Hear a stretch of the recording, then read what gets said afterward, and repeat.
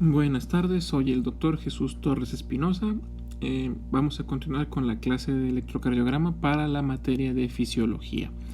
En la clase anterior habíamos visto ya los tipos de derivaciones, cuántas eran bipolares, o sea que ocupaban dos polos, uno negativo y uno positivo, y cuáles eran unipolares.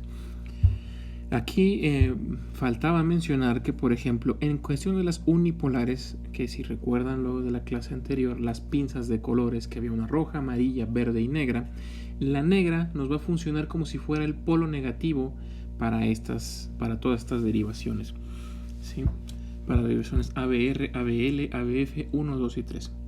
Ahora bien, dentro de las derivaciones hay que mencionar que nos van a funcionar como si fueran una especie de cámara, ¿sí? Como si viéramos una foto del corazón.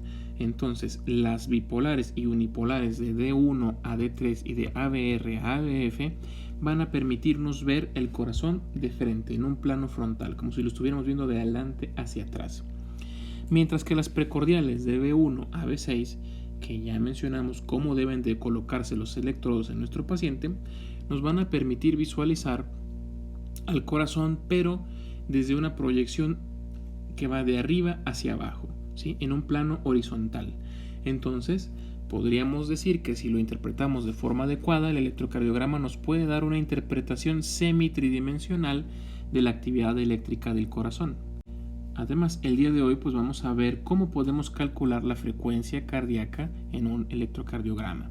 Entonces, hay que recordar que el papel de registro que estamos ocupando es un papel con ciertas medidas especiales, ¿sí? Va a estar compuesto por una cuadrícula, ¿sí?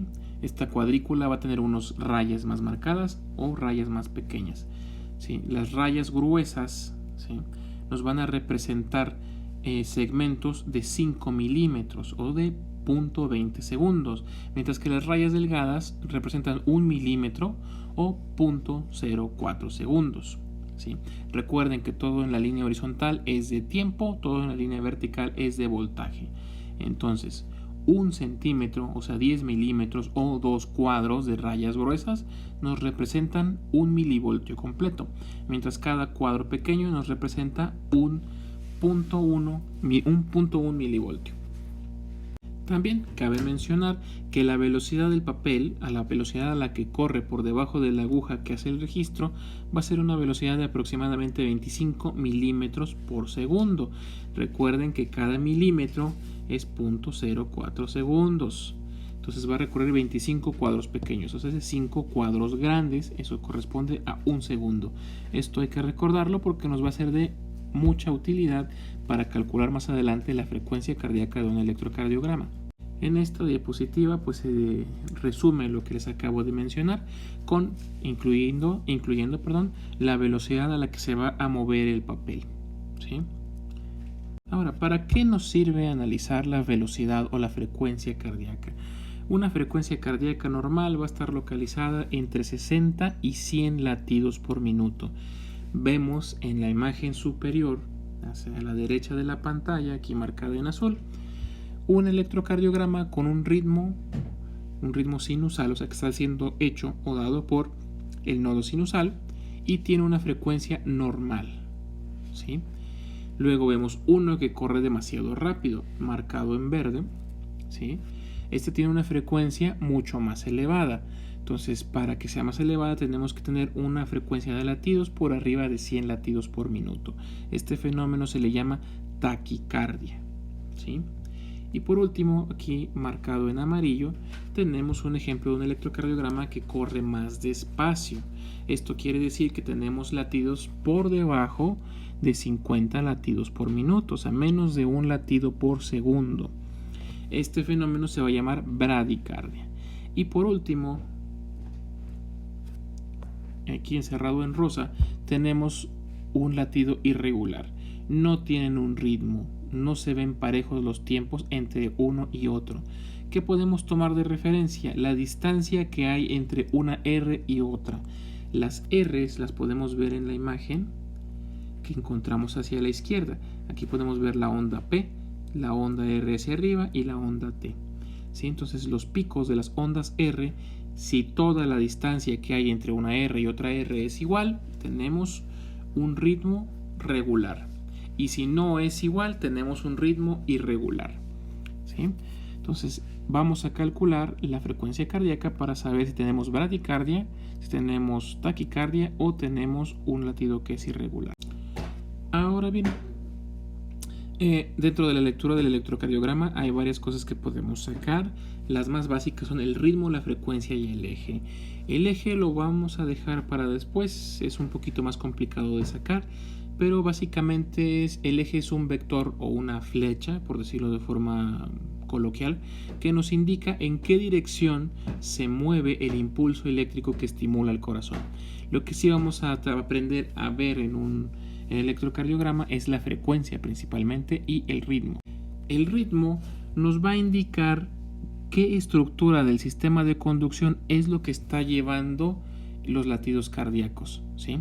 Normalmente esto lo hace el nodo sinusal, ¿sí? El nodo sinusal.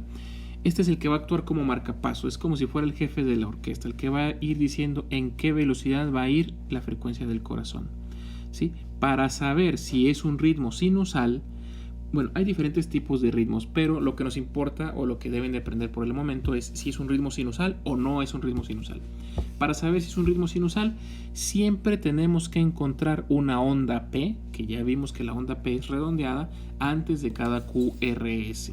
Si no hay onda P, puede que estemos viendo un ritmo que no es sinusal. Ahora, esta onda P la vamos a buscar en diferentes derivaciones. En D1, D2 y ABF debe de ser positiva. Quiere decir que la debemos de encontrar por arriba de la línea basal. Y en ABR debe de ser negativa.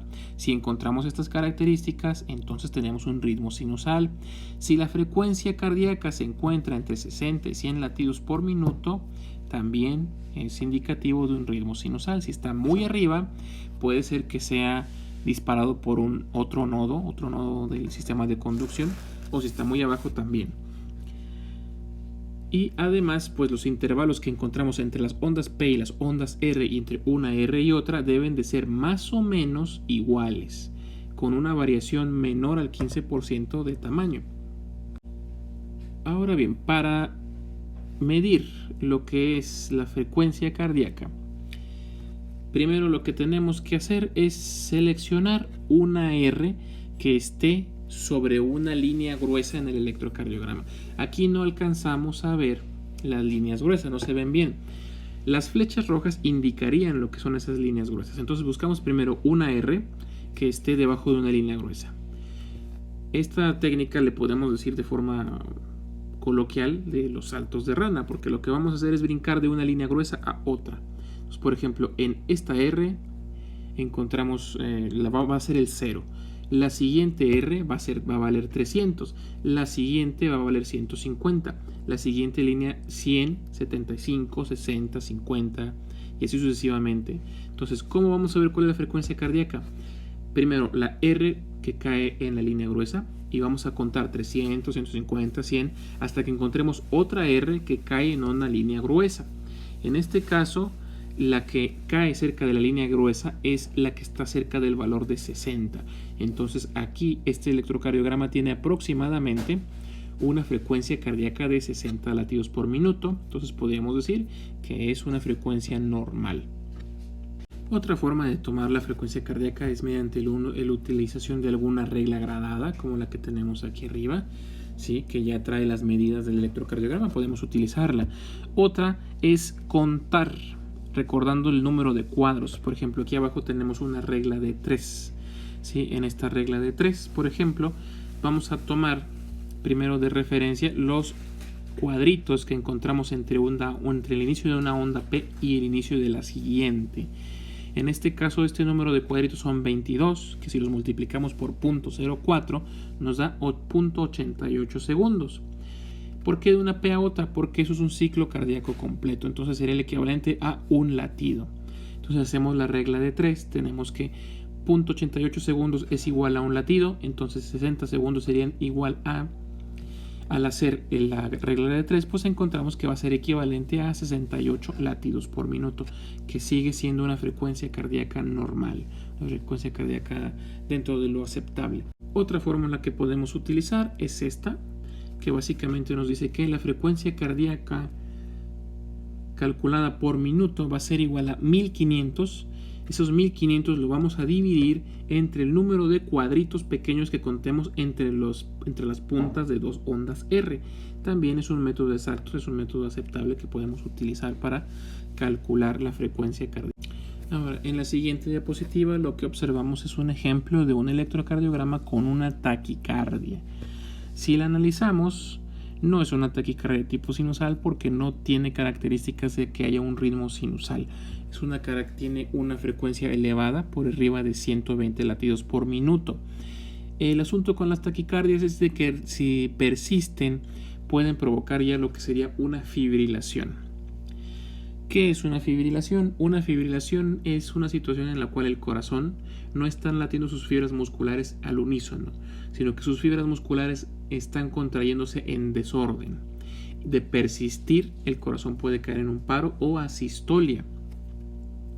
En esta imagen pues podemos ver una bradicardia, ¿sí? Vemos una frecuencia de latido mucho menor, ¿sí? Mucho menor a 60. Si aplicamos alguno de los métodos que ya mencionamos, podemos darnos cuenta que tiene una frecuencia aproximada de unos 40, entre 35 y 40 latidos por minuto aproximadamente.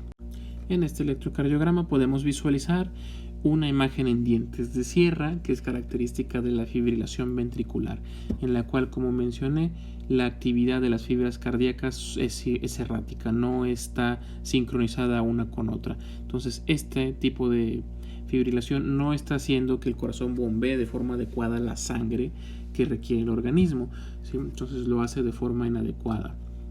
Entonces al no existir una buena contracción coordinada, no se oxigena adecuadamente la sangre, no se transporta adecuadamente y va a haber distrés en la mayoría de los tejidos. Existen muchas más patologías cardíacas que podemos visualizar en el electrocardiograma, tales como por ejemplo el infarto. Puede servirnos también para ver si hay un crecimiento de alguna de las cavidades o algunos otros fenómenos isquémicos. La finalidad de poner estas diapositivas con las imágenes es que traten de visualizar y de memorizar esos patrones visuales, ¿sí? Para que cuando vean un electrocardiograma puedan relacionarlo con alguno de los que estamos viendo. Además, pues que todo electrocardiograma que tomen le saquen a forma de ejercicio, pues si tiene un ritmo sinusal y la frecuencia que tiene. Ya para finalizar, en este vemos una extrasístole auricular. Una extrasístole quiere decir que hubo una repolarización adicional dentro del ciclo cardíaco.